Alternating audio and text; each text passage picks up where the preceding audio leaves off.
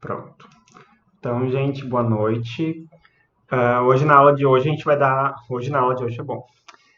Hoje a gente vai ver, então, um pouco uma continuação, por assim dizer, né? A gente tinha comentado com vocês na aula de sexta.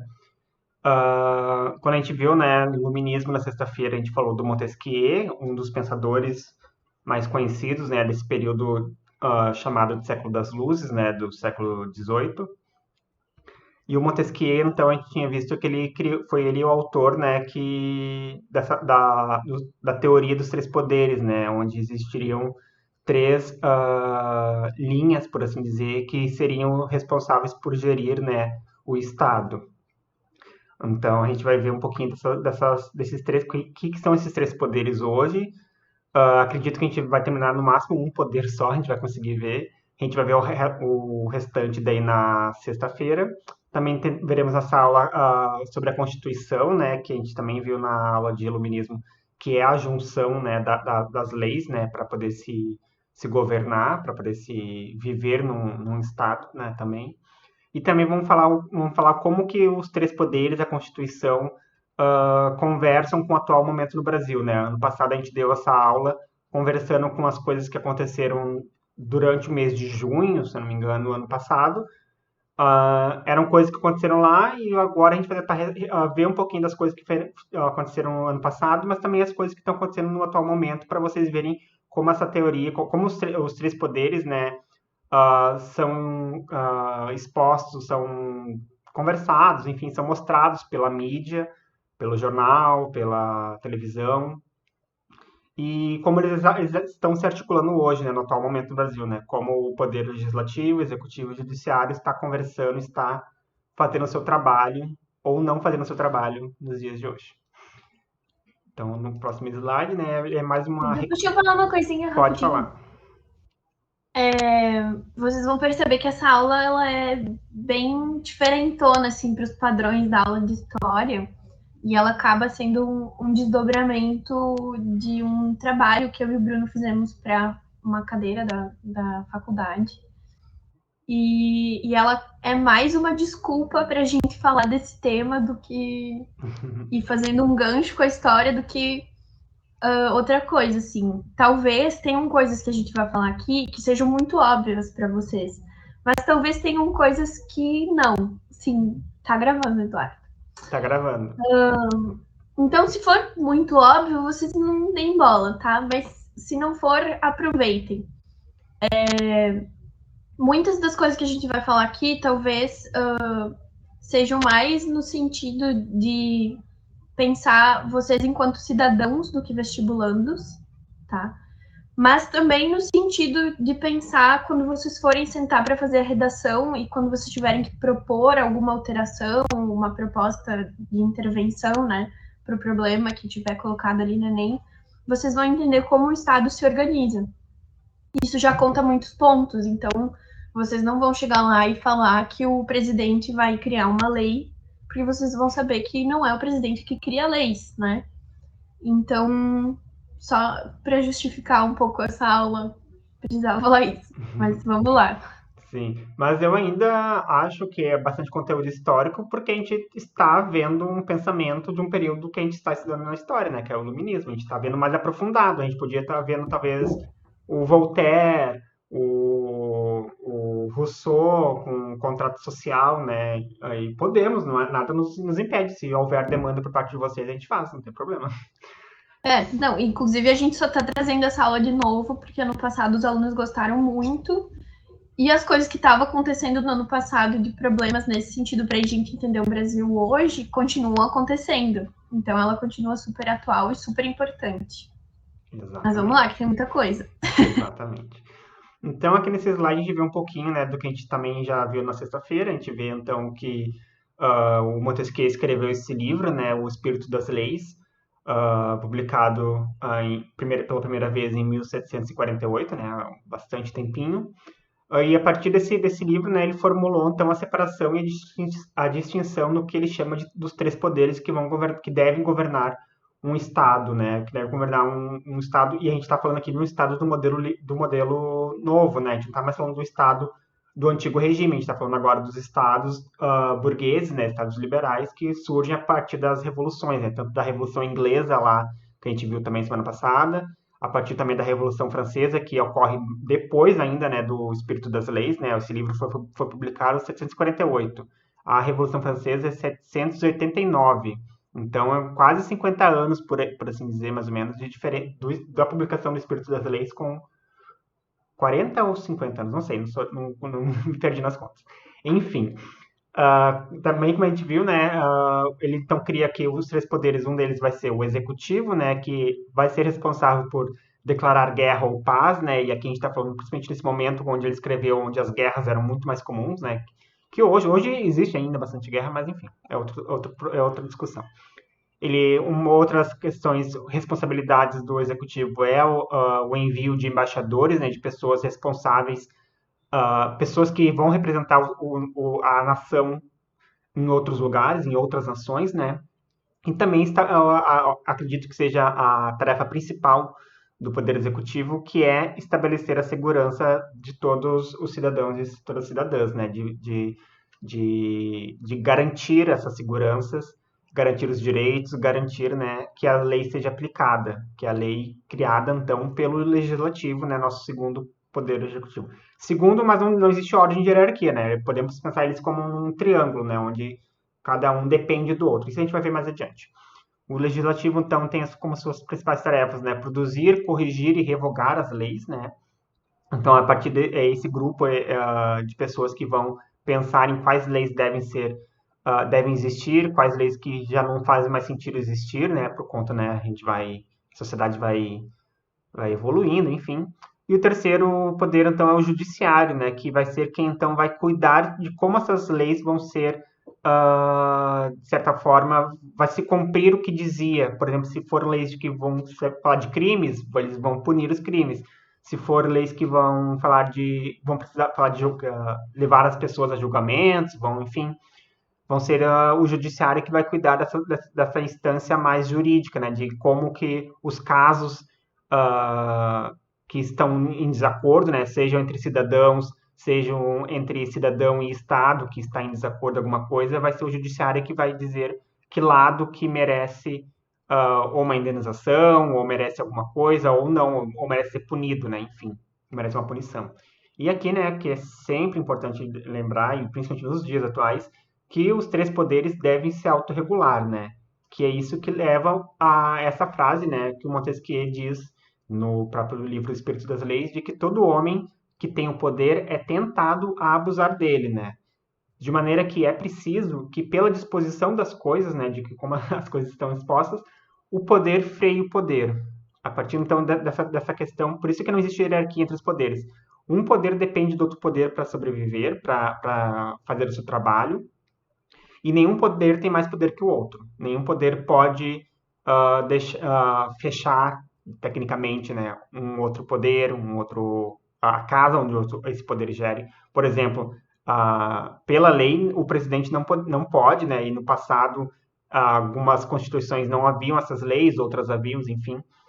Mas a gente vai ver, a gente já viu e a gente vai ver ainda mais ao longo do ano em outros conteúdos de história, o que houveram, né, fechamentos de congressos. O congresso é a representação do poder legislativo, onde chegava o líder do Estado, o presidente ou o rei, que seja, chegava, o primeiro-ministro, chegava e fechava o parlamento, né? Fechava a casa do poder legislativo. Isso hoje em dia é mais difícil, talvez, ou não, porque a gente vê, né, a ditadura 50 anos atrás foi fechado diversas vezes, né, ao parlamento. Pode falar, Manu. Essa questão de fechamento do parlamento tem um nome que se chama estado de sítio, né? Que é um artifício dentro da legislação que ele é previsto, ele é legal, mas ele é utilizado em estado de guerra, né? Porque quando uma nação está em guerra, ele não tem tempo para ficar ali discutindo questões. Então, o executivo toma o poder, porque como a gente viu ali no slide anterior, é ele que faz a guerra, né? Ou é responsável pela proteção da nação. Mas, por exemplo, como o Bruno estava falando ali da questão da ditadura, se utilizou o argumento de que se estava em guerra contra os comunistas, que precisava barrar isso para não haver uma guerra civil, quando na verdade hoje a gente sabe que não era bem assim, né? Esse perigo do comunismo ele não era, né, tão problemático como o exército estava Tava colocando. bem Então, longe.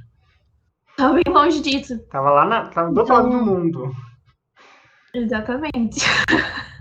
Então, como a gente vai ver, esse modelo ele tem as suas falhas também, porque ele é interpretado e feito por seres humanos que são falhos, né? Mas principalmente essa questão de o poder freio, o poder ele é uma tentativa de que o poder não fique concentrado na mão só de uma pessoa, porque é um modelo que vem em oposição ao absolutismo, né? Então é uma tentativa de dispersar, de espalhar o poder para que esse tipo de abuso e autoritarismo não ocorra, mas ele ainda ocorre. Que é o que está dizendo ali, né? Evitar o despotismo, né? A gente viu isso ano passado, o despotismo esclarecido, né? Que eram governantes que estavam sobre o antigo regime, né? Eram herdeiros do antigo regime, eram reis, enfim, e que usavam, né, dessas novas teorias do iluminismo para governar e assim tentar se manter mais no poder, né? Como a gente também viu na aula semana passada, mas que não vai acontecer ao passar do tempo. Agora, então, no primeiro, agora a gente vai ver então cada poder, né? A gente vai começar pelo executivo e depois em diante a gente vai ver legislativo, judiciário e seguimos. Manu, contigo. Bom, então agora a gente vai entender como essa teoria do Montesquieu funciona na prática e hoje no Brasil, né? Como é que é a nossa estrutura de poder. Então, o primeiro dos poderes que a gente vai ver agora, como o Bruno falou, é o executivo. Sempre que você tiver algum tipo de dúvida, pense que o executivo é aquele que executa, né? Fazer essa relação com o nome. Então, é o poder que se ocupa com a diplomacia com outras nações, né? Os diplomatas, os embaixadores, né? Tanto que a gente viu agora até que o Bolsonaro nomeou, não me lembro quem, para ser embaixador na África do Sul, que isso é uma polêmica, enfim, é uma questão super importante, né? Porque vai refletir acordos comerciais e muitas outras questões para o país, né? E a relação dele com outros, até com o Mercosul, com outros grupos de nações, enfim.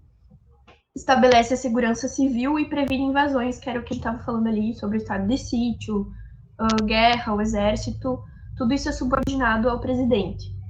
Também administra, que é mais nessa questão de executar, né, projetos, enfim. Fiscaliza as leis criadas pelo legislativo. Então, quando a gente for ver o legislativo ele se encarrega mais de pensar a legislação do país, mas como a gente estava vendo antes, né, o poder regula o poder. Então, tudo que o legislativo produz, vota e faz, também passa pelo executivo e depois volta para o legislativo e assim fica nesse jogo. Por isso que a nossa justiça e as coisas às vezes parecem tão demoradas, mas elas passam por esse processo que faz parte da democracia, né?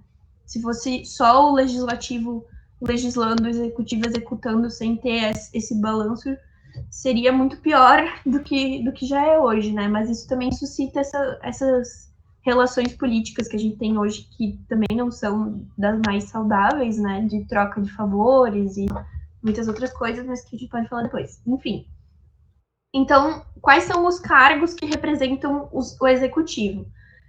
Em instância federal, a gente tem o presidente da República, que hoje, infelizmente, né, é ocupado pelo Jair Messias Bolsonaro. No governo do estado, então, que é a instância estadual, aqui no Rio Grande do Sul a gente tem o Eduardo Leite. E o executivo no município é o prefeito, né, representado pelo prefeito, que no caso de Porto Alegre é o Marques... É o Marquesão? Não, é o Melo. Ih, tá no passado ainda, louca. Hoje é o Melo. Esses cargos são eleitos de 4 em 4 anos, através do voto popular direto, com possibilidade de uma reeleição. Então, uma pessoa pode ficar até 8 anos no poder, né? No passado não tinha, nos anos 90, né? Foi com o FHC que isso mudou, que pode a reeleição. Na Já teve épocas na história que também era. Isso. Foi de 88?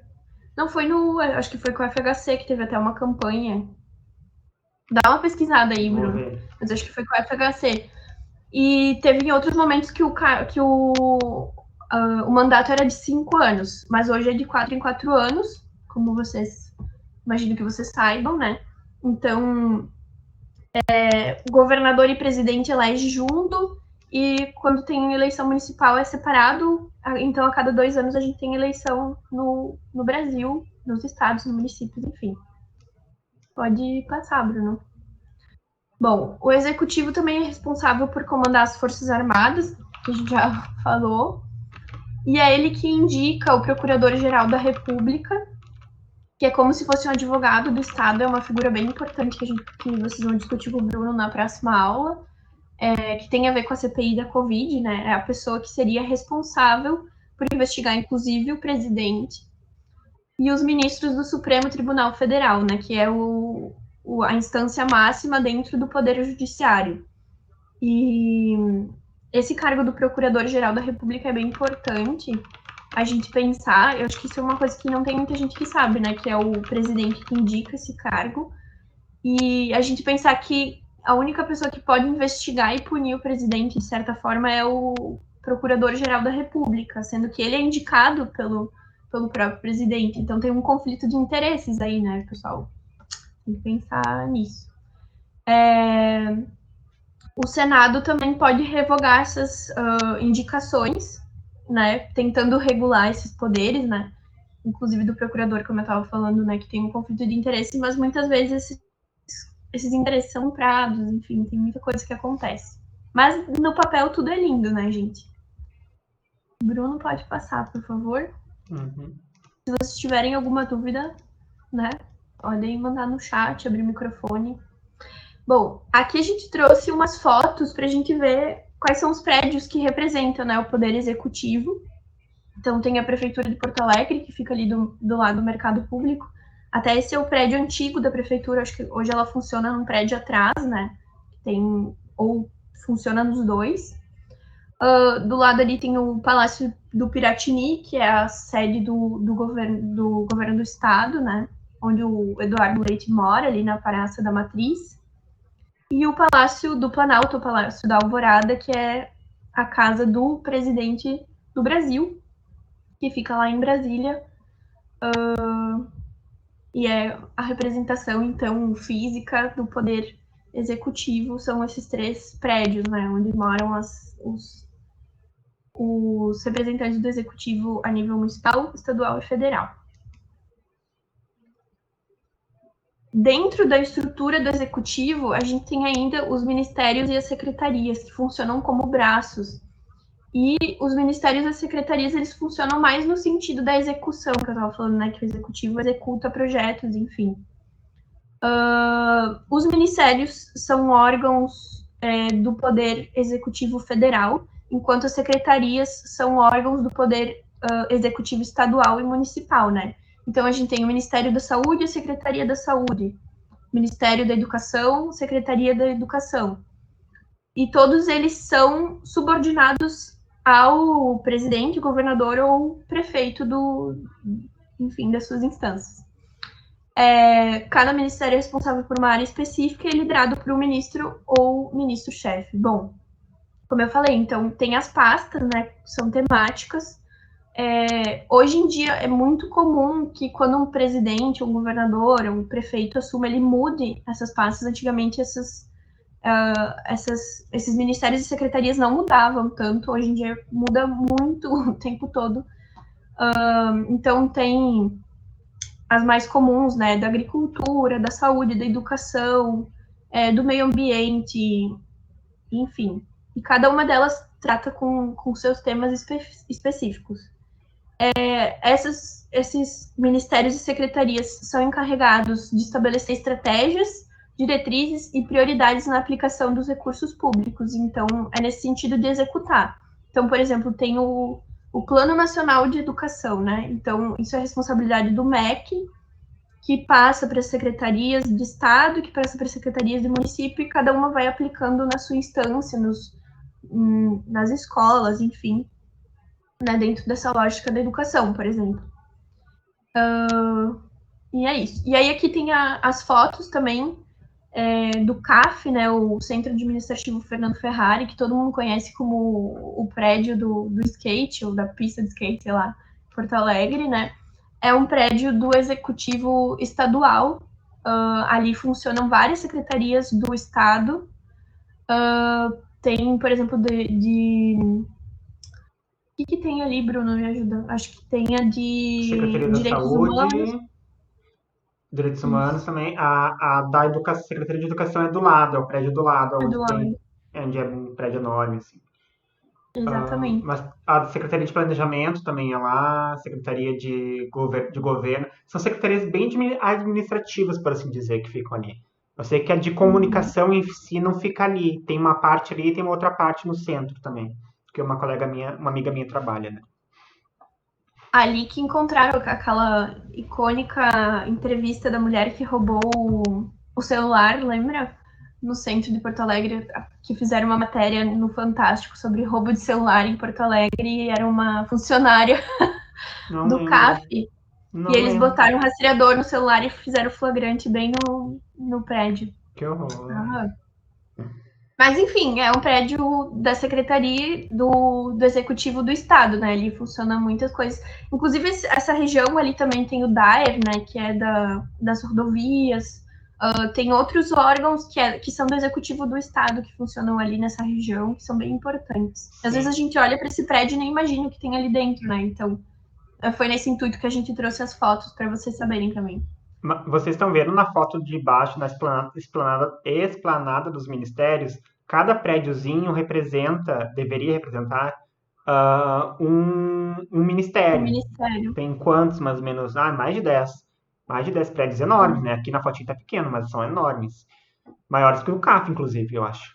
E, e nos planos diretores da cidade, né? Quando se organiza as cidades nos últimos anos, pelo menos no último século, por assim dizer, foi bastante aplicado esse modelo de ah, como é que eu posso dizer, não centralizar, mas deixar junto os prédios, os lugares de administração pública. Então, como a Manu falou, ali na região do CAF, em Porto Alegre mesmo, tem outros órgãos públicos, outros prédios de governança pública, né? Tem um fórum ali perto também, mais de um fórum, se não me engano. Tem várias coisas, questões enfim, de administração pública que ficam próximos um do outro, né? Ali em Brasília também a mesma coisa.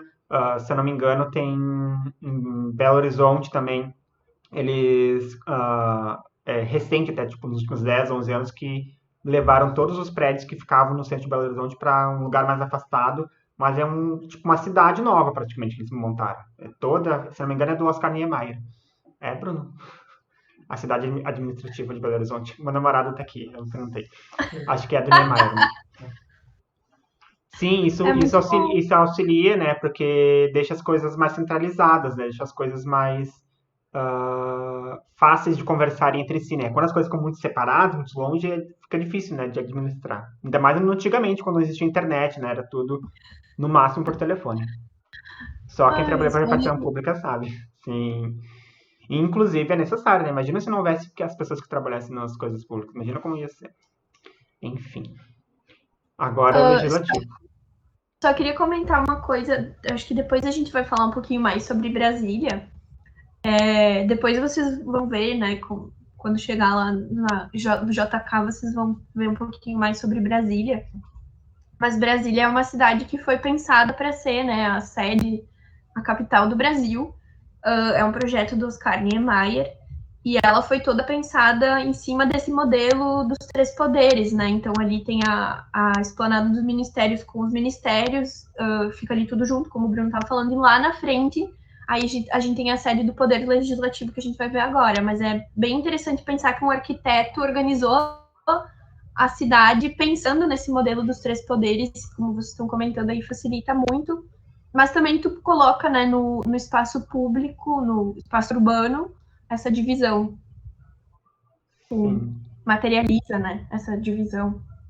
sim, exatamente. Pode passar Eu agora. só estava em dúvida agora se o Palácio da Alvorada fica para esse lado de cá. Eu não tenho certeza, tipo, como se fosse de frente. Mas depois a gente pode ver isso. Mas se eu não me engano, Acho que ele fica do lado. do Acho que ele lado. fica do lado. Tá. Então, vamos para o legislativo. Quer que eu dê? Fala. Então, Tá. tu quer falar? Não, pode falar. Então tá.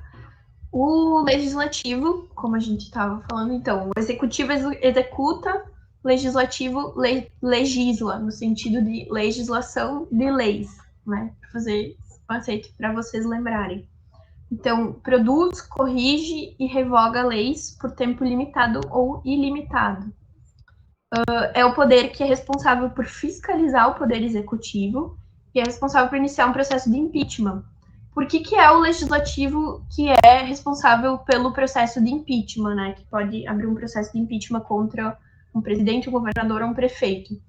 Porque dentro do rito democrático, é o legislativo que é responsável por conduzir o chefe do executivo a assumir o cargo e por isso ele tem o poder de destituir.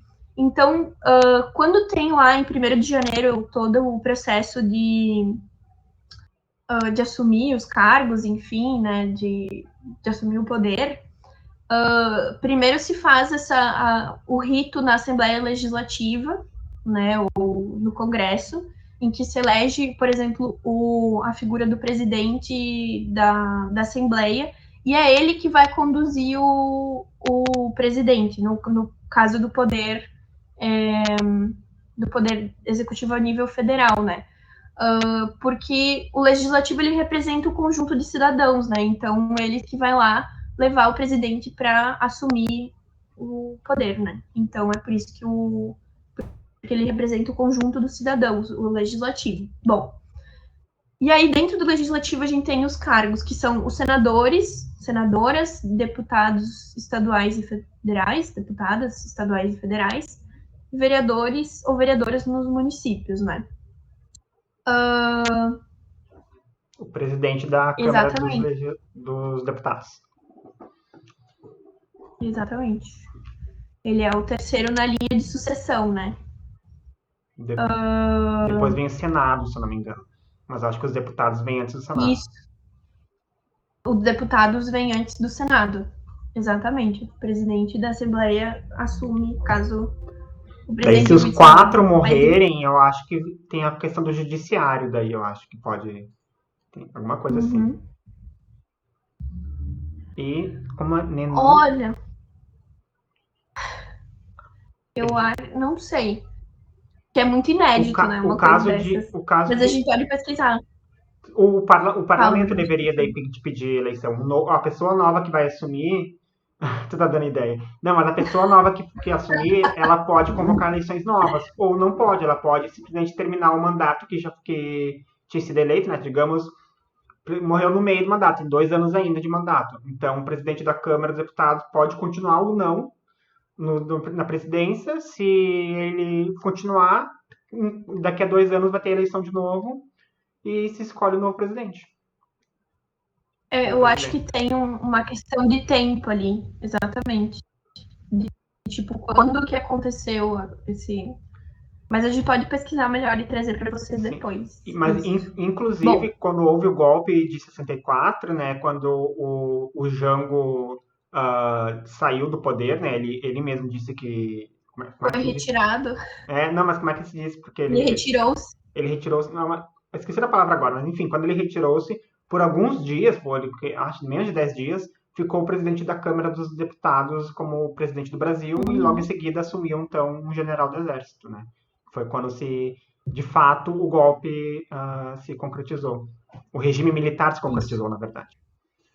Lembrando que o Jango já era vice, né? Ele estava assumindo porque o Jânio Quadros tinha renunciado, então o vice assumiu, e aí quando o vice saiu, entrou o presidente da Câmara. Bom, em nível federal, nível nacional, a gente tem o Congresso, o Legislativo, dividido em duas partes, né? Que é o Congresso Nacional, que é o Congresso Nacional, exatamente, que é a junção das duas partes, é o Congresso. No Congresso a gente tem o Senado e a Câmara de Deputados Federais, né? Acho que pode passar, Bruno. o número de deputados, isso é uma conta bem complicada, mas vai depender da população do estado, né? Eles fazem um cálculo lá e cada estado tem um número de representantes, tanto no Senado quanto na Assembleia Legislativa, né? Bom, deputados e vereadores e vereadoras são eleitos de 4 em 4 anos através do voto popular direto, com possibilidade de uma reeleição, né? Tanto tanto deputados estaduais quanto federais, né? Eles são eleitos juntos. Os senadores e senadoras possuem uma eleição diferenciada e eles permanecem no cargo por 8 anos. Por isso que tem eleições que a gente vota em 2 senadores, tem na seguinte, então a gente vai votar em um só, porque alterna, né? Aqui no Rio Grande do Sul, que no caso acho que a gente tem 3 representantes só de senadores. Que estava escrito ali, no exemplo, eu não li, mas ó, Todos os estados têm 3, daí para equilibrar os deputados, daí são população. Inclusive, aí é São Paulo tem quase 100 deputados, enquanto aqui tem 30. Muito bem, tá aí, ó. Tá tudo escrito ali. Então, no Rio Grande do Sul são 513 deputados federais. É isso? Não, no total, no Brasil, são no total. 513 deputados federais, 31 pelo Rio Grande do Sul. E no Rio Grande do Sul, na nossa Assembleia Legislativa Estadual, são 55 deputados e deputadas estaduais. Né? Pode passar.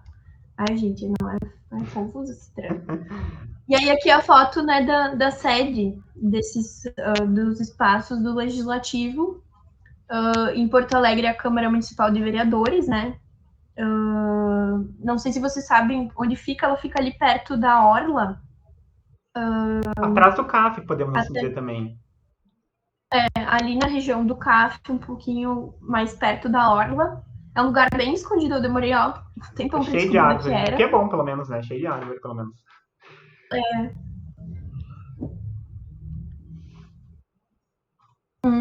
Sim, mas eu já dá para conseguir. Fala, Bruno.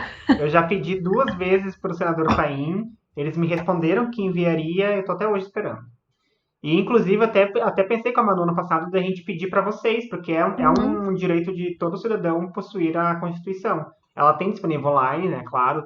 Inclusive, existe no site da Câmara dos Deputados que tem vários livrinhos, tem defesa do consumidor, de trânsito, crimes penais, enfim, que são tudo pode baixar em PDF, né? Tudo não precisa ser comprado. O que ela falou? Taim me deu. Mas eu não sei. Eu não ganhei a Constituição. Queria, inveja. Queria ter a Constituição física. Mas eu não sei se vale tanto a pena ter a Constituição física, porque eles mexem tanto nela que ela acaba desatualizada muito rápido, né? Sim. Então, mas é bem fácil de achar na internet, gente. Se vocês tá tiverem interesse, eu coloquei tem, no né, slide. Uhum. Olha aí. Bom, vamos seguir. Só para terminar isso aqui, que tem mais 5 minutinhos, né? Sim. Bom, então tem a Câmara de Vereadores, a Assembleia Legislativa do Estado, que fica bem na frente do Palácio do Piratini, ali na Praça da Matriz. E abaixo ali a gente tem o Congresso Nacional, né? Que tem o Senado e a Câmara dos Deputados. Se vocês lembrarem da última foto da esplanada, tem os ministérios, né? E bem lá no final dessa praça, da esplanada, tem ali o que é a sede do Poder Legislativo. E não é por nada que ele fica no centro, né? Porque é considerado o que tem mais poder. E isso é uma coisa importante que, se vocês puderem levar da aula, que geralmente as pessoas têm uma noção de que o poder do Estado ele se concentra muito no Executivo. E, na verdade, não. Na verdade, a maior parte do poder está no Legislativo, né, gente? Então, por isso da importância da gente saber quem são os deputados, os vereadores que a gente elege. Isso é muito mais importante do que o Executivo, até, às vezes. Se o presidente for um genocida, e também, sei lá, mas aí os deputados podiam tirar ele, né? Um monte de motivo e não tira. Então, faz vista grossa. Para vocês entenderem. Faz vista grossa. Bom, e aí esse prédio do Executivo, do Legislativo, ele é super, super interessante, Porque ele tem essas duas Cúpulas. semi-esferas. Cúpulas, isso, acho que são cúpulas. E aí ali no meio tem esses dois prédios que é onde ficam os gabinetes dos deputados, né? E dos senadores. Por que tem essas cúpulas? É bem interessante a explicação do prédio para a gente entender por que tem Senado e Assembleia Legislativa, né? Por que o Congresso Legislativo a nível federal tem essas duas figuras, assim. A que fica para baixo é onde está o Senado. Por quê? Porque o Senado ele é pensado para ser um espaço mais de introspecção, de inflexão.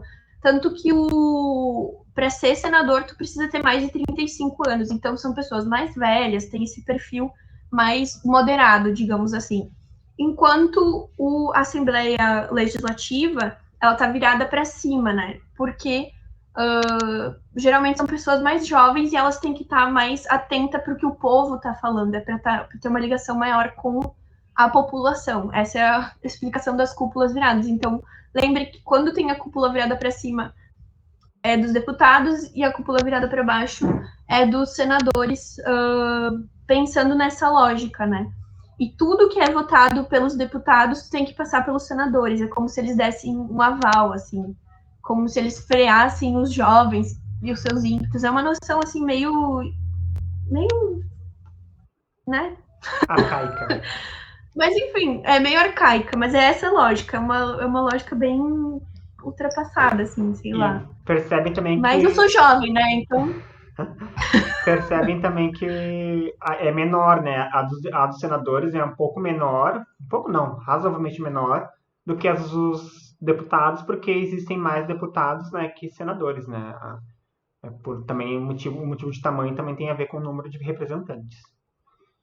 Gente, eu acho que já é, não sei se dá para botar o próximo slide, eu acho que vai só mais confundir ele. Só tem É melhor a gente esperar.